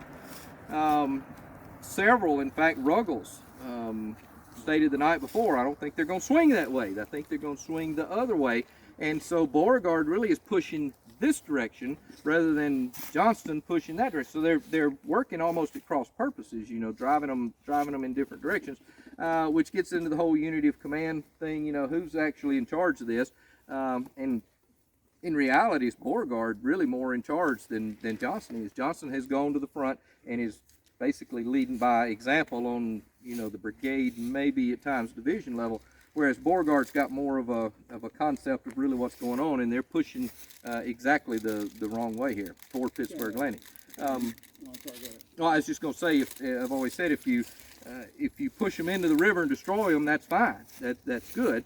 That'll probably destroy them just as good as pushing them into the swamps of Owl Creek, although you have the gunboats to deal with. That's another factor. But if you come up that much short, I'd much rather come up that much short with them pinned against the creeks than with them pinned against the river, where they can get reinforcements, obviously, and still hold at Pittsburgh Landing, which is exactly how it played out. And we'll talk about that this afternoon, of course. I mean, if you think about it from the terms of a swinging gate, you've got to anchor at some point over here on the left if you're going to start driving from the right. You know? Exactly. And you know, to me, that I'm sitting there talking Perry, and I'm going like, you know, was the plan to, you know, stop here, or are they going to go to Tillman Branch and stop at Tillman Branch? Right. And Well, if Pond is doing his part to hold in place and move gradually while the right wing swings. Right. Now, whether he's doing that on orders or not, I don't know. But he's doing his thing by not pushing too far too fast. Right. So, what are you gonna say? I was just going to say, my impression mostly from your writing is that Beauregard is to a certain extent reacting to the situation as it evolves, not necessarily reinforcing the correct flank. Right. Well, and that's natural. I mean, if you're a Union soldier out here and you're driven back, I'm not going to fall back that direction. I'm going to fall back toward my base, toward Pittsburgh Landing. So again, Ruggles was right. They're not going to swing. It's not the natural swing. They're going to swing back toward the river. So, all right, let's go across this ravine. Don't get run over. Hold your partner's hand. read volume.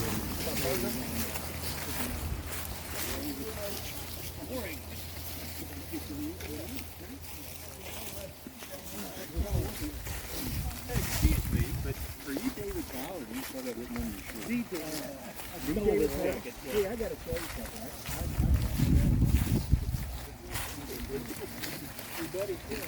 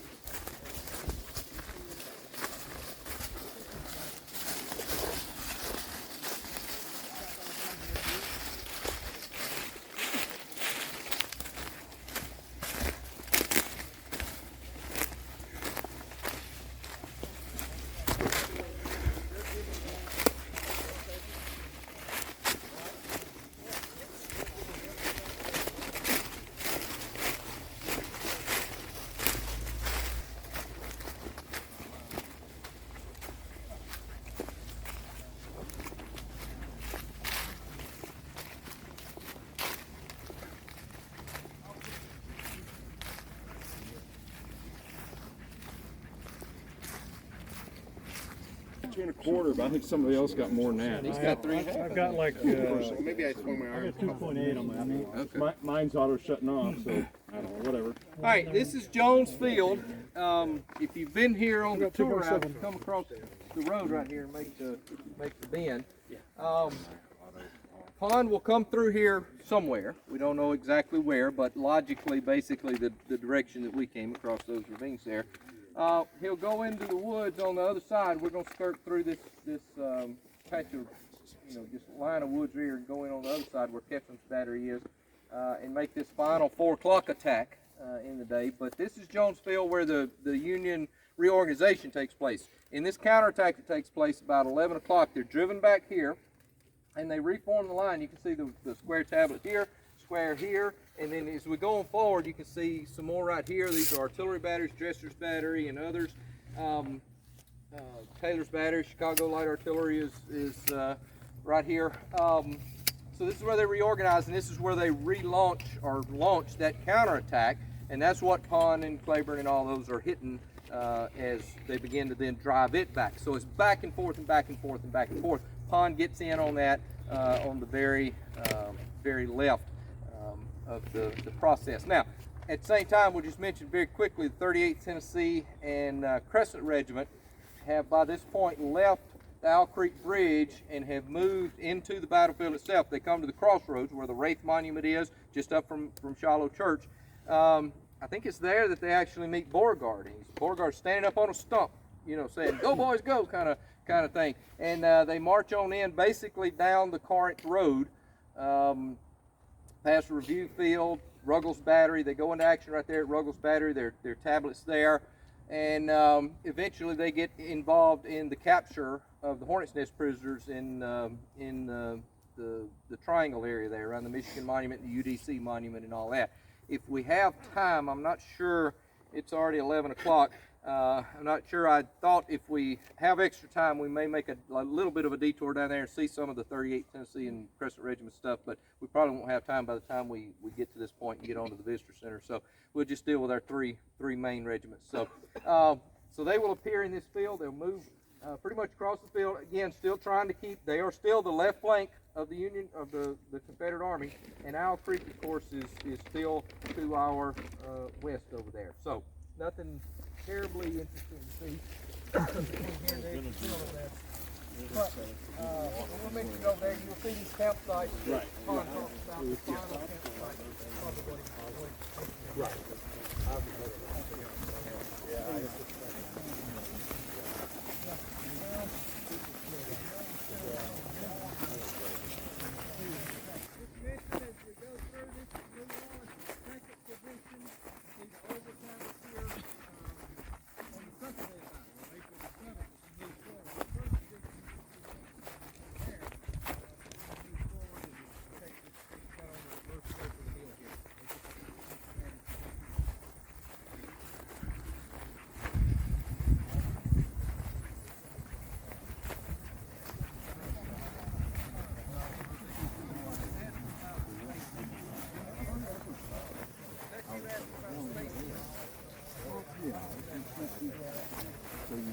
Was that okay, yeah. You can kind of look at regiments. These are individual regiment tablets. You can kind of get an idea of spacing from one to another, how far it is.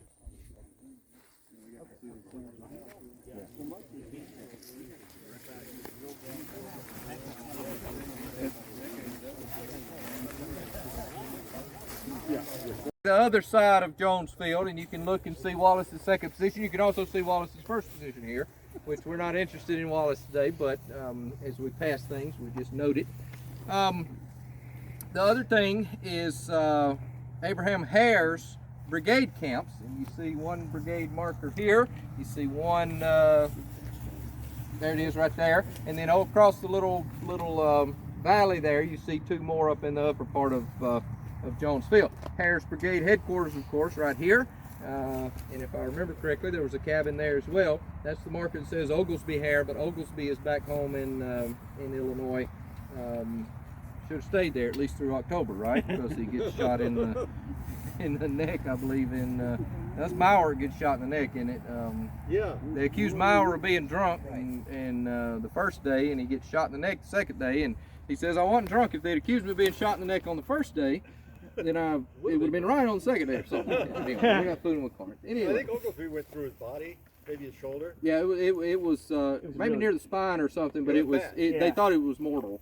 But he lived through it and went on to be governor of Illinois. So, at any rate, Abraham Hare's in command of this brigade here. Now, as Pond, as I read to y'all, moving across this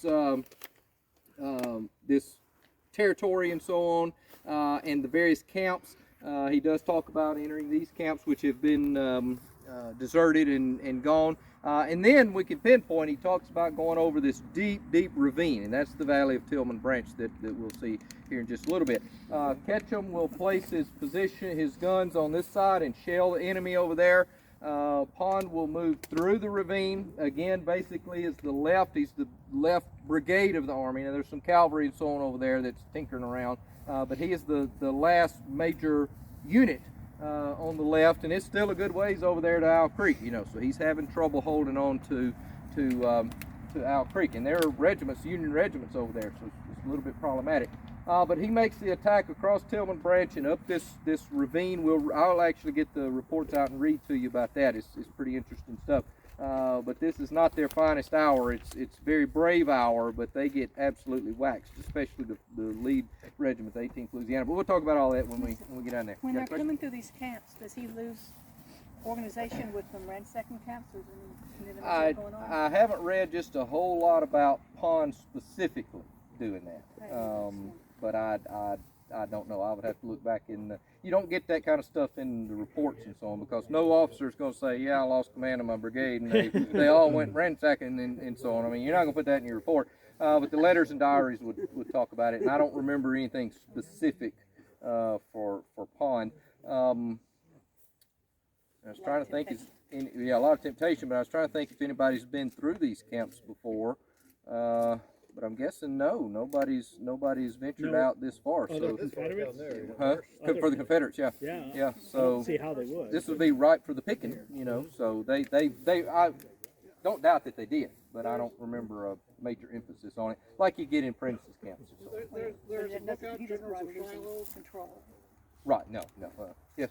Look out for generals of Shiloh, does each brigade. It does say Ponds people were plundering. Spent some time plundering. Okay. Tony.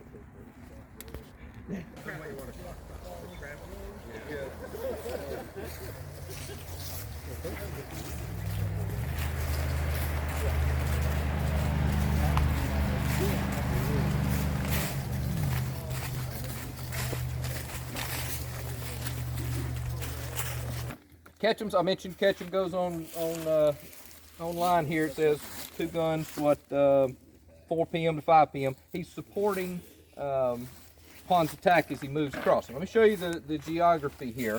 Point with here. We are at this tablet right here. The farther I get, I can't see it. The closer I get, I can't see it. 370, whatever number it is, it doesn't matter. 373. Is that what this is? Yeah, 373. All right, we're right here.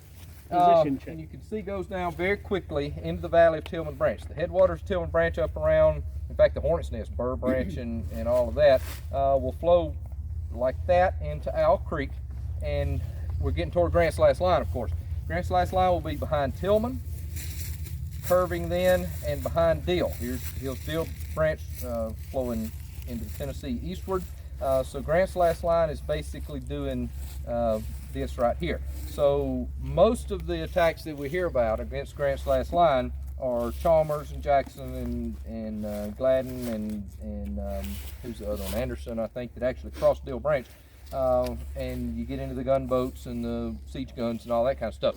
There are a couple of attacks across Tillman Branch, one of which we're going to follow, obviously, which is Pond's brigade here. Claiborne's brigade also makes an advance across Tillman Branch. And I remember the 10 years ago we actually went and they catch a couple of Iowa units that are actually on the move, and there's a little bit of action down in the middle of absolutely nowhere down in there. But we found it. The Texas Rangers also attacked right at the Calvary Field area. But what Pond will do you see this little branch, this feeder branch that flows into Tillman right here? He will move up this valley, and it's I mean, steep valley. I don't think we came when we did the Alabama. We didn't come down through it, but it's steep both ways, and he'll use that for shelter as he moves in toward Grant's last line. And they're attacking a Illinois battery, McAllister's Illinois battery, that has been in action down at Review Field, and they withdraw and they go into action here in this last line of defense. Now, what he doesn't count on when he tops the ridge here and goes into action, there's a little bit of a preliminary Union line up here that kind of is doing, we have some tape or something, we'll stick it like that, but it's kind of like that, and then the rest of Grant's last line already in formation is like this.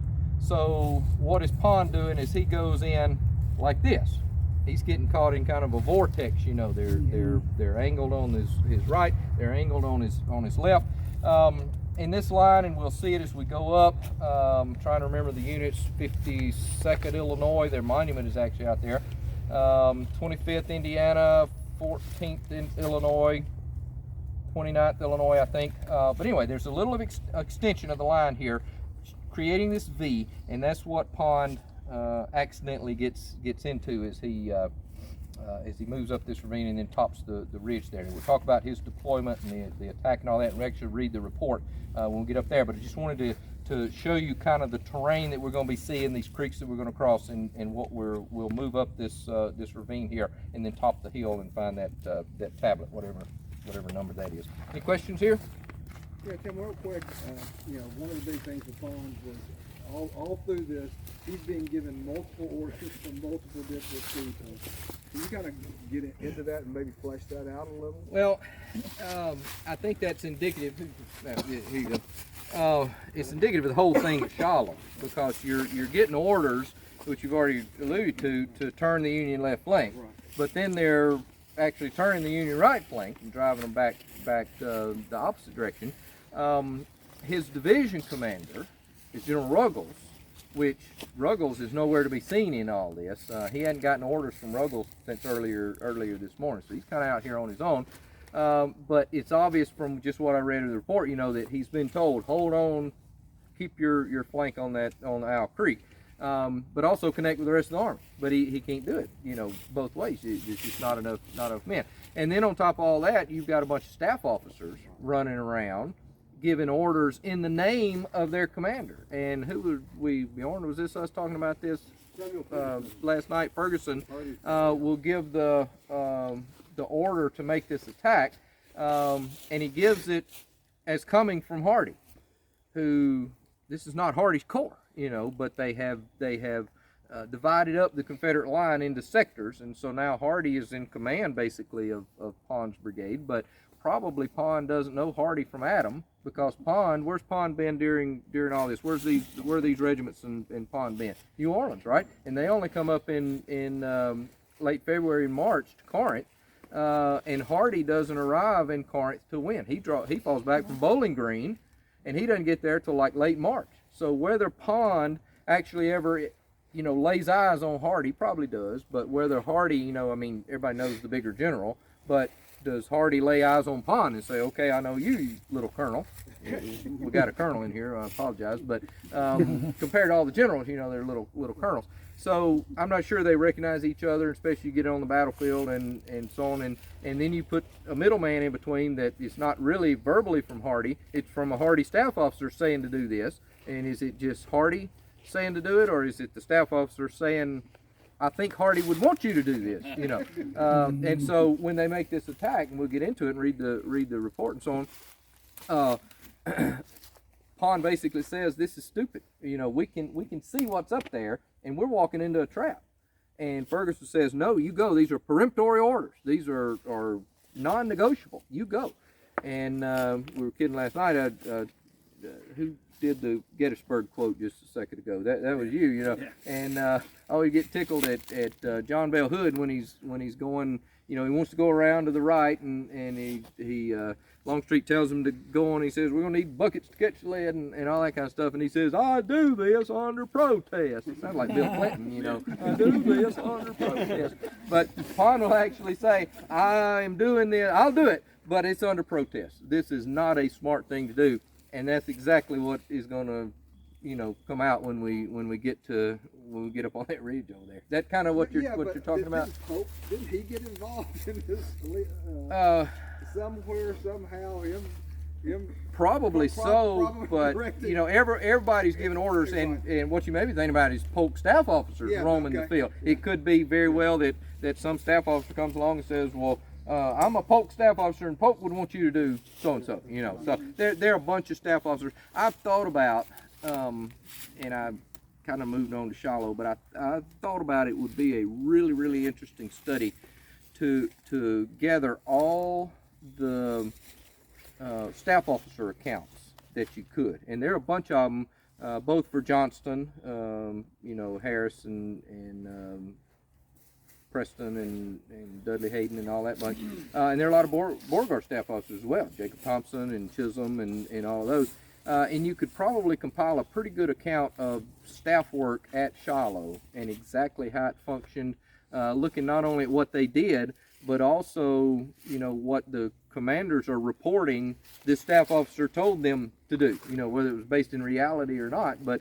we got orders from this staff officer who is, you know, a lieutenant or something, commanding brigades to go here and there, you know. So I thought that would be an interesting study, but I don't know how in the world you would organize it. I don't know. I haven't thought that far ahead, and I'll probably never do it. But I don't like writing articles. I'd rather write military manuals at the time gave staff officers a get out of jail free card. Pretty much, I could write up to you as a lieutenant, being an adjutant for Fred's battalion over here, and say, if General you are, Fred says, if you're published in Army orders as on a general's staff, you speak with the general's voice on the field of battle.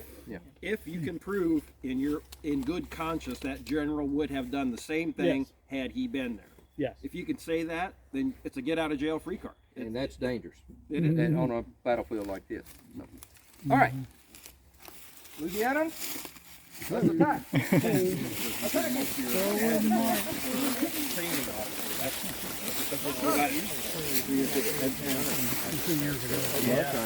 Man, that was a doozy before. A notepad in there, I'll write everybody down. That one, as much dirt was still on there, I'm sure that was one of those that came down 2 years ago.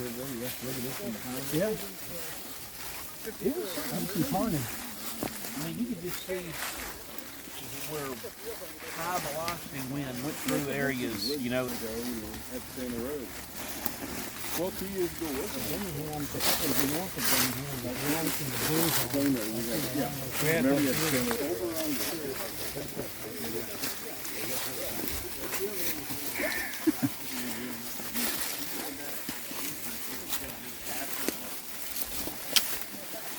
Spring semester in. I don't know if I got any obligation with that. He should be paid. And what's the field of study?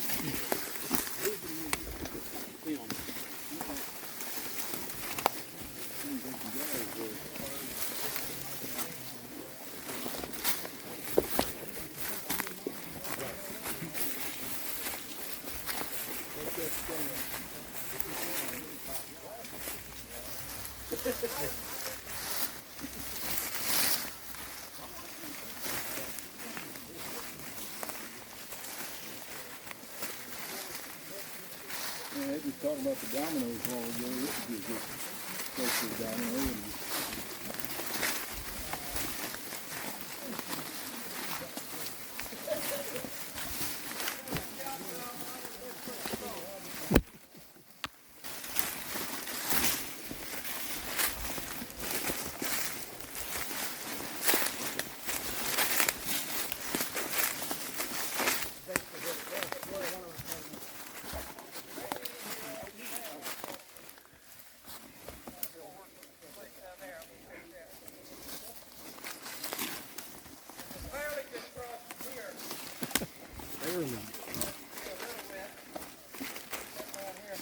For $30, we want a really good crossing.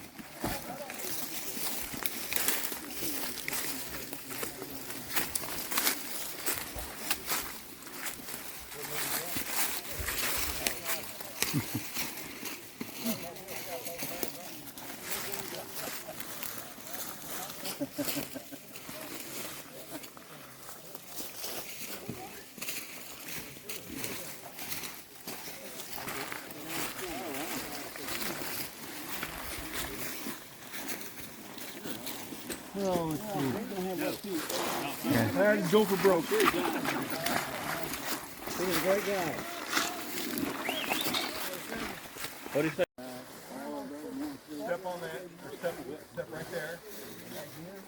Yeah, and then step on the thing, grab my thing like that. Yep.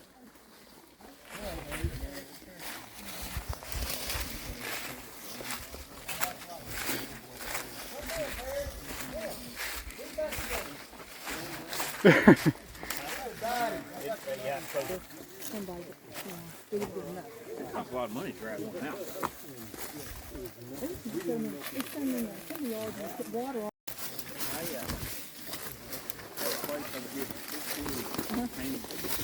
Done before, I'm still coming over this way. I don't know how there is another standing.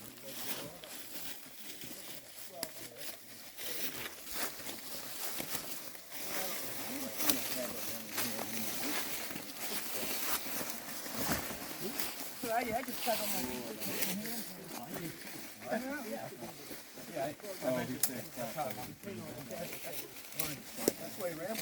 Oh, okay, good.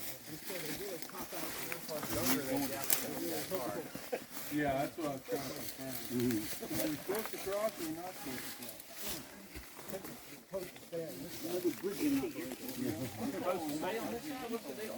I thought he said if we're still back here, it might not be bad to cross here. Is that what he said?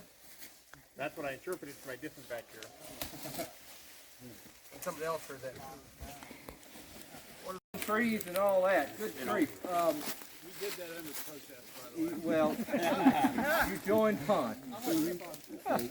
The storm came through here in October 19th. of, was it the 19th? 2 years ago. Of 19. No, October 19th of 2000. 2019, yeah, 2019. I was actually in Vicksburg. Was anybody in Vicksburg with me with that group? Powell, Dave Powell, was that your group? Talking about last year? Is that you? 2019. And I remember we were eating lunch, and my daughter, teenager, called and said, "Daddy, there is something going on. Mama ain't here, and the little sister wasn't here." And she said, "It's like a tornado or something." And I thought, yeah, right, you'll be okay. But it was.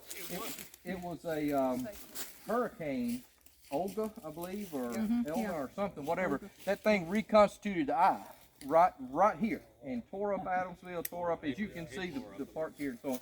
And we went on up like Parsons, Decaturville. Yeah, did a lot of damage. Up around Fort Donaldson, did damage and so on. She said, "I'm in the bathroom with the 2 dogs and the cat." I said, "Well, just stay there, Mama will be home." And I called Mama, and she said, "We can't get home. The trees across the road and all that." It was pretty bad. So I wasn't expecting that. So sorry, sorry about that. At any rate, do you get an idea of the terrain that Pond's brigade crossed as he's coming up this ravine and making this attack? I mean, I did that on purpose actually to show y'all all the terrain features.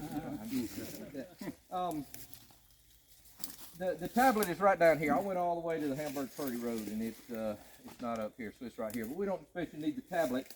What Pond will do, he will ascend the ridge like we did on this side of the creek. The tablet's on this side with these 3 regiments in echelon. Y'all know what an echelon is. There's like one at the front, and then one kind of staggered to the side, to the rear, and then one to the side, to the rear of that. And that's how he goes forward. 18th Louisiana in front, then I believe the Orleans Guard, and then the 16th Louisiana behind. Let me just tell you in his words. At this time, about 4 p.m., Colonel Ferguson brought a peremptory order for me to charge the battery with my brigade. That's McAllister's battery farther to the front up here. Colonel Ferguson was informed that there was a battery immediately in front and said he would inform General Hardie and report to me. Immediately after Colonel Ferguson left me, and the Washington artillery was placed in battery to the right of the enemy's main camp and made an effort to silence the enemy's battery in front, but failed to do so. By orders, said Colonel Ferguson, to be orders of General Hardie, my brigade was filed left in front, so they're marching by the flank basically, up a deep ravine in a direction flanking the enemy's battery, while the head of the column was some 300 yards in front of the battery by direction of Colonel Ferguson, speaking as for General Hardie. He's making sure he gets that in there. I ordered the charge. This brought my troops under the fire of the enemy's battery and 3 of his regiments in an oblique column instead of line of battle, and the fire became so obstructed the troops recoiled under it. The 18th Louisiana suffered severely in this charge. Also, the Orleans Guard, the 16th Louisiana left, and either being on the right and consequently in what might be called the rear of the column. As my troops were advancing to this charge, we again received a severe fire from our own troops on the right, which, added to the fire of the enemy, almost disorganized the command. In order to reform, we were compelled to fall back about 150 yards to the enemy's main camp. It's farther than 150 yards back to Jones Field, of course, but that's what he's talking about, which we were rejoined by Colonel Looney, and that's 38th Tennessee with his regiment. He hadn't received orders to leave his position at Owl Creek. So, let's see, the charge made on the enemy's battery by which the 18th Regiment suffered so severely was not in accordance with my judgment. I did it reluctantly and in obedience to peremptory orders. I left it to myself. If left to myself, I had the means of taking it and would have taken it in 20 minutes after my battery had been brought into action. There was a wide gap between my left and my right, so. Mouton talks about, I received peremptory orders to move up the hill and charge the battery. The order was instantly obeyed. About 400 yards from the battery, my line became entirely uncovered, and thence my regiment rushed forward at a double quick toward the battery, being all the while exposed to an incessant fire both from the battery and its supports. About 60-70 yards from the battery, which then commenced moving from its position and began to retreat, the enemy had opposed to my regiment, then numbering about 500, 3 regiments of infantry, 2 of which kept up an incessant crossfire of my troops. That's the line right up here. So here 207 officers and men fell, either dead or wounded. And Lieutenant Colonel Roman, that's Alfred Roman, and I had 4 horses shot under us. I must add that in my opinion, the order to charge the battery was prematurely given, that is, before our troops had taken proper position to act effectively and support one another. Otherwise, I am inclined to believe the battery would have been captured. So on and on and on they go. This is not a good place to be. There's a little Confederate burial trench right up here, and I'm positive it's filled with a bunch of Louisianans that they got out of this ravine down here. Anyway, that roundabout, this is where Pond makes his attack up on this high ground. And we're going to go forward just a little bit and see this. Hey, Dr. Tim. See the That Union line. Trench, is that one of the marked ones? Yes, it is one of the marked ones. Yeah, we're going to walk by. We're going to the visitor center for lunch now. Y'all hungry? I think we're a little late for lunch, but yes, we'll walk by. So. All right, let's head on.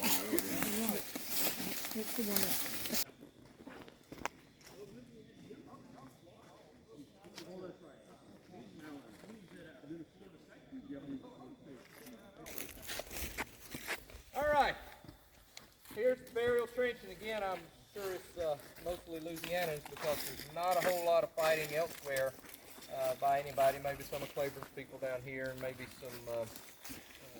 There's nobody on the second day comes across Tilghman, so I would guess mostly Louisianans there. We missed the shank of the line as well. We're 0-2 here. We'll hit the 0-2 pitch out, I guess, but. Anyway, we're heading to the visitor center now and lunch. So probably the easiest and after that, the easiest and best way would be to go up to the Corinth Road and just go up. So I think that's what we'll do. We're running a little bit behind, so we'll probably have to curtail the. So double quick. Too far behind. Yeah, double quick. Grab the sandwich. Yeah. So. Epic hike number 2. Oh, they told me it was a Confederate flag they were putting out here. Well, They just tried to razz us Yankees, all that was. And it's also congratulations for our newlyweds here. This is the cake here. We've got newlyweds on their honeymoon here. No, not really, but almost, right? Very nice. And it knows how to show the lady a good time. Thanks, Tim. Appreciate it. My mom and dad actually went to Vicksburg on their honeymoon. There's our lunch. Yeah, look what they ended up with. You can't show on your honeymoon. so we're I know it is.